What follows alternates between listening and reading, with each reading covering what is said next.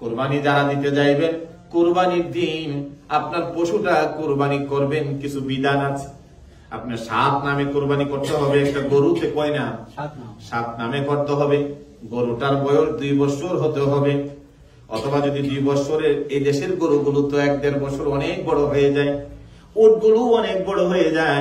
আল্লাহ নবী বলেন, যদি উটটা অথবা গরুটা যদি 2 বছর কমসে কম, কিন্তু 2 বছরের 1 বছরে 1.5 বছরে যদি গরুটা দেখতে 2 বছরের মতো লাগে, দেখতে যদি বড় লাগে, তাহলে তোমরা ওইটাও কোরবানি দিতে পারো, ওইটাও তোমরা কোরবানি করতে পারো। কিন্তু বাংলাদেশে 2 বছরে দেখেটা ছোটই থাকে, এটা দেখতে বড় হয় না।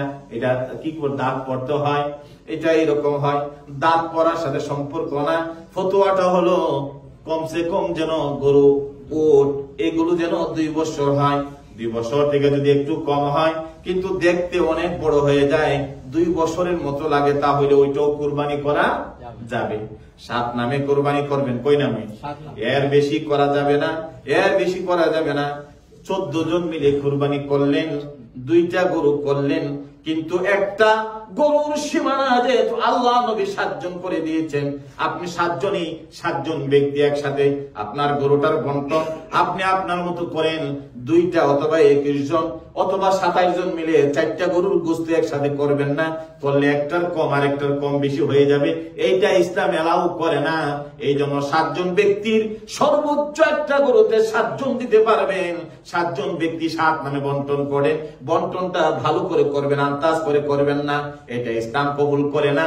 এই জন্য গোশত যখন বন্টন করবেন মেপে মেপে করেন, কলিজাটা মেপে মেপে করেন, সবগুলো মেপে মেপে সুন্দরভাবে করেন, কারোর কাছে যেন বেশি না যায় কম না যায়।